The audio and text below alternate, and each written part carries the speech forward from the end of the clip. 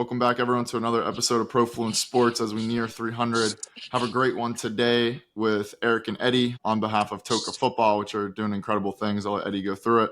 And then Erik as well, through his sportainment and PE background, can give some more context on the space. So anyway, guys, appreciate you hopping on. And Eddie, good to have you back. I know it's been a minute. Yeah, thanks for having me, Andrew. Yeah, Eddie Lewis. I'm a former professional soccer player, the founder of TOCA. We're now almost a decade into this journey. Very lucky to have Erik here as well, who is chair of the board, was a customer at one point, and certainly a huge influence on the business and the strategy. So very fortunate. Hey, thanks, Eddie. Andre, it's great to be here.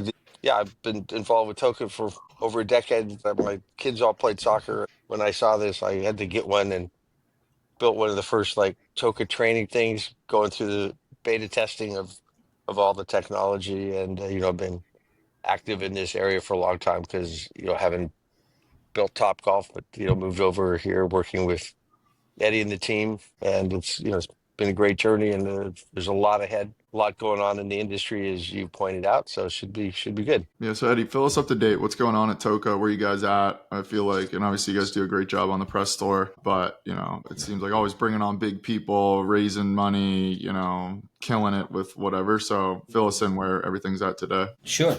Well, we're doing our best to certainly stay active in the space and continue to lead, from a soccer perspective. As you probably heard and mentioned, we continue to fundraise, but I think the thing we're most excited about is really just how we're starting to scale, particularly on the TOCA Social side. On the soccer side, we're now over 40 centers and the largest soccer center operator in North America, actively looking to continue to expand both domestically and internationally. And from the social front, earlier this year, we launched our third center in the UK, but are really excited about our first center here in North America in Dallas. I know we don't have a firm date yet for the opening, but that's a huge opportunity for us, as you can imagine. We also have active franchising in Mexico and Guatemala City. So for us, we're really excited about the products that we've developed and the experiences we've created. And now the goal is to bring it to the rest of the world as quickly as possible. Yeah, and appreciate the context and update. Erik, coming to you from everything on the Topgolf side to now in the soccer, similarities, differences. What do you see as you started to get more deeply involved with this project, and what got you excited about it as well? Well, sport just continues to grow, right? In an AI-dominated world right now that we're in, human interaction, direct human interaction continues to be the bookend, right, to the digital world, and sports in particular. We've seen that, right, in the aggregation of capital that's coming around, where there's a CVC who just announced a $20 billion fund. So the backdrop for sport, is very important. And I think it's that, and music, et cetera, it has become the other bookend, right, to how the world seems to be developing right now. So from that perspective, I don't think there can be a lot, much of a better time to be trying to do this. I would say, from a golf perspective, just quickly, one of the biggest things we were worried about, and this goes back how important sport is whether there's generational risk. When we started Topgolf, would the next generation want to play golf? And that's sort of been solved, right? They do it their own way. I would say one thing that's interesting is all generations, and Eddie will talk more to this probably about soccer than I will, but every generation can take a sport and sort of craft it, into the way they like it. We certainly see the next generation of people really liking golf. They're probably a little less handicap focused, a little more, social focused, and a little more fun. But just a lot of enthusiasm. So I think what we see with TOCA Social, in particular in the TOCA training that Eddie and I actually started with on this, there has never been any generational question about the support for soccer around the world. It's not like, it is, the global game for sure. And so the reason I was so interested in it at the time was, it's just so massive, and I don't see any interruption in its popularity and the interest. All things around these things, you really revolve around, how you can use technology, and I'll particularly say culture and culture. Eddie will focus on, I'm sure, really enhancing, the interactive experience, and that's been key. So I don't know if you've been to TOCA Social. If you get there, you'll see the game design, the actual physical design, the interaction, with our people. It's amazing. So those all resonate, and I just think continue, to grow in importance. Agreed. And leading into 2026 World Cup, Eddie, what do you guys got on the line for that? How are you thinking about maximizing that? As Erik had mentioned, the global appeal, which we all know about, and we're get to bring that to the States front. So I don't know how well our Team USA will do, but still be awesome, awesome time period. Yeah, well, I think that's really the important part. Obviously everyone's excited for the American team, and hopefully they'll do great things. But I think the bigger opportunity is certainly, I would argue, not even necessarily around the event itself, which will be amazing, and America is always a great host, but as well as Canada and Mexico. But really, the kind of 6 months leading up to the World Cup. And then certainly the follow on after, for me, are the things that I'm most excited about, right? And I think that run up before the World Cup, there'll be so much media attention on the U.S., on North America, from all over the planet. And in my opinion, it's really sort of a once in a generational moment to step into that spotlight, and really kind of everyone will be looking to understand what America is doing around the sport. And I think we're going to be just a fantastic story to share with the rest of the world. And as Erik mentioned, sport has always kind of stayed in the same traditional path, and soccer was no different, which was the experiential side was very much driven around performance, and the spectator or fandom side was just that. You just watched, right? And I think what he so brilliantly did with Topgolf was really kind of merge those two things, right? You took the experiential side and now merged that into fandom, and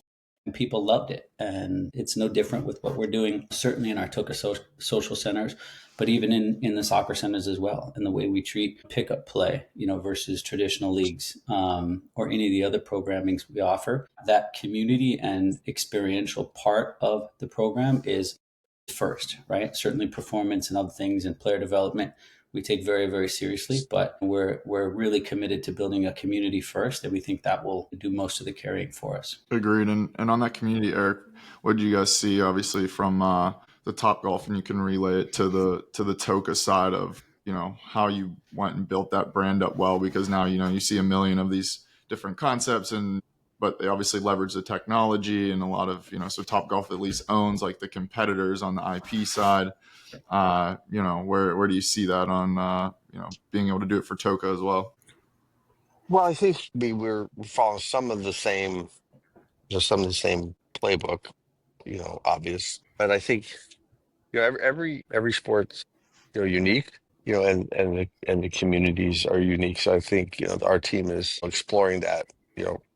Right now, I'd say the TOCA training, we have bigger presence in soccer and training, than we do in golf in training. Although our technology is at a lot of driving ranges, obviously, but we're bigger presence in training, which has been an idea that Eddie and everyone had from the beginning. I think on the social side, soccer, we integrate closely with the MLS, for example, right, and the teams. So I'd say there's a lot more team identification in soccer than there is in golf. I mean, and the social footprint, I mean, it's not even, you can't even compare. I mean, Ronaldo has what, 800, some insane number. I mean, I don't know. I think the number one golf person on social maybe has 5 million. I don't know.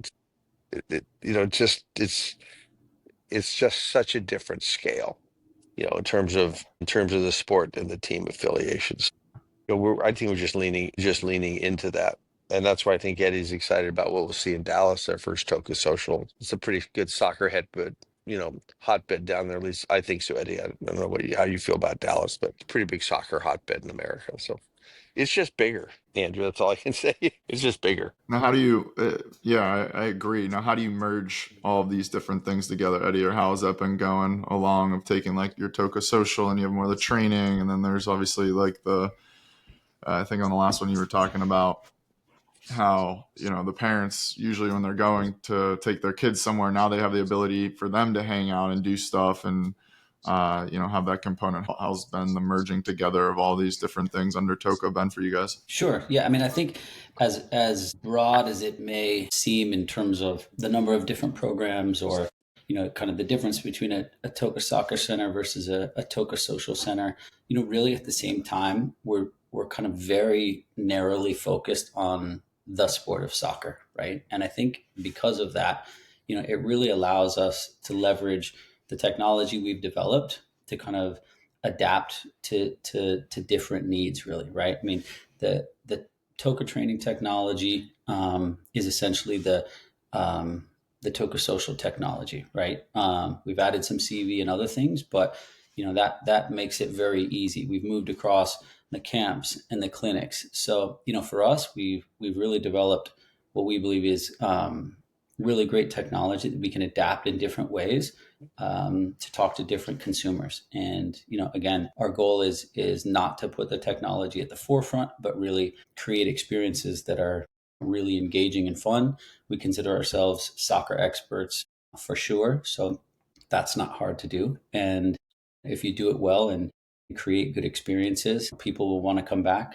The technology will kind of fall to the background because it works. And, in the process, you've created, a great community. I'd also say, the real kind of basic nuts and bolts around just creating great customer experiences is an area we spend a lot of time, right? That's easy to talk about, but not always necessarily easy to do. We spend a lot of time making sure that guest journey from, the second they get their first email or the second they walk through the door is a great experience right till the very end when we walk them out the door and tell them we can't wait to see them again. So I think that's an area that is often overlooked, but for us is universal across both businesses and makes it easy for us to continue to just stay focused on the customer and stay narrow in the sense that we're a soccer company and we're committed to growing the sport. Yeah, and I'm sure the balance act of, the soccer players, like the true training aspect versus the casual fans or like people like myself is probably something you guys spend a lot of time on. And this, I don't know, this question could go either side, Erik, from,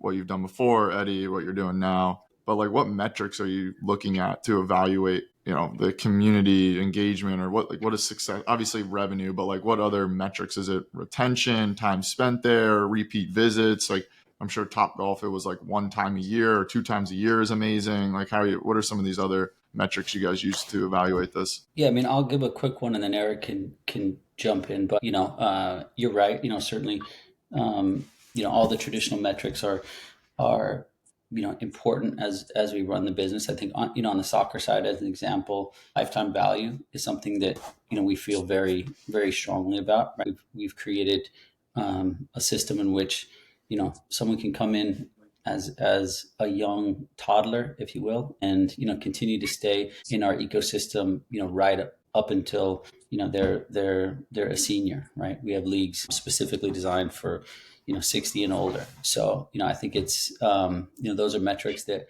obviously play out over time.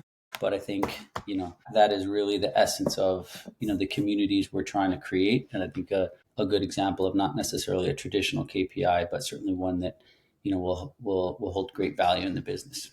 Yeah, I would just echo that. What we saw is you do create customers for life, and that really goes back to the fact that it's sport. So at Topgolf, if you came when you were for a birthday party at 10, you came at 16, you come in your college, right? You come when you have your own kids. We've been around 20, 25 years now almost. So, we have people, if they were 10, they're 35 now, you actually see that. So this, the IP value, Yoshi, our CEO, would talk about the IP value, right? Soccer is the largest IP value. It's like obviously he was at Disney, so dealt with some things, so you keep people forever. We talked about it before, Eddie, Andrew, we talked about actually completing the sport. And it is the fact that when, most you start playing, and then most people stop almost at 13, right? And it gets really a pretty small funnel of people who keep playing past 13. They go to college.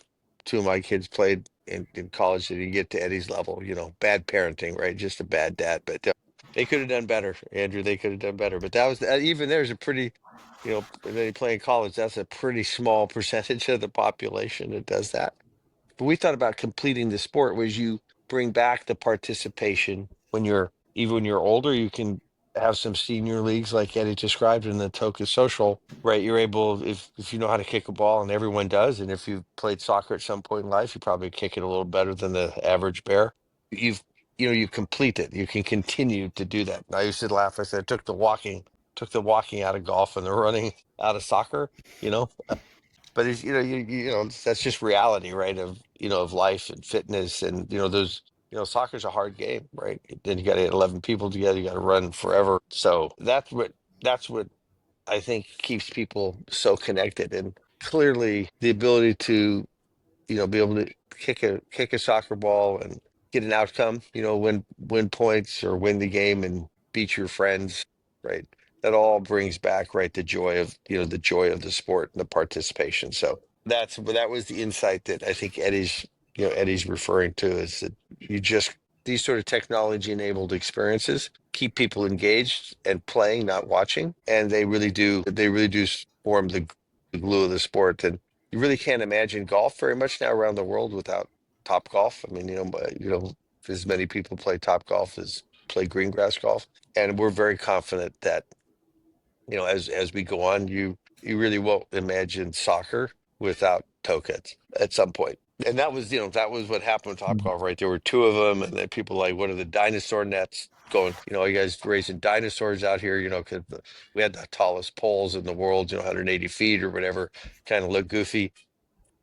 I think in the cities where, as we grow, I think this one in Dallas will be great.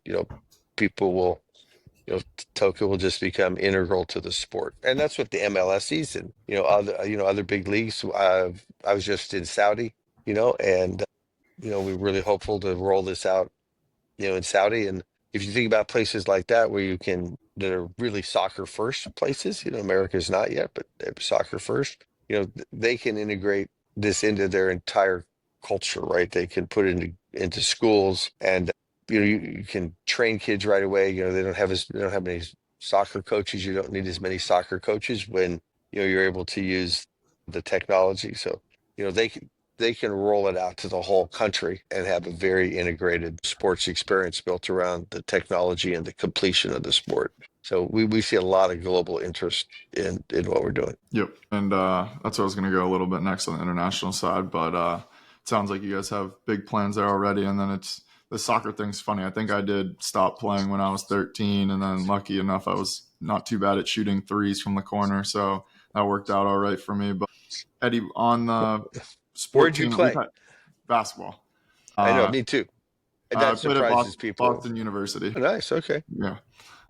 From the sportainment landscape, and that's what I like to call it typically, but I've had a lot of the co-founders and managing partners, or however they're structured, on from Ollie at F1 Arcade to the Bat Box team to Chicken Pickle. We've had pretty much every concept on the podcast. Curious, what are some trends or areas you're paying attention to in that space, or anyone you've learned a lot from? Obviously, it helps having Erik on the Topgolf side, but just some of these other new emerging ones. I'm curious, like any ones you take inspiration from, or what do you see in that space? Well, yeah, from my perspective, I think to your point, the good news is, we have Erik on the board, and he's still, very heavily involved from an experiential standpoint. I would say, a couple of years ago, there was kind of an explosion of, experiential entertainment in, almost any activity you could do, and, a lot haven't necessarily succeeded or continued to grow. And I think it really, kind of comes back to what we talked about earlier, which is certainly technology is important, but it really comes down to creating great customer experiences, right? And understanding the customer and listening to the customer.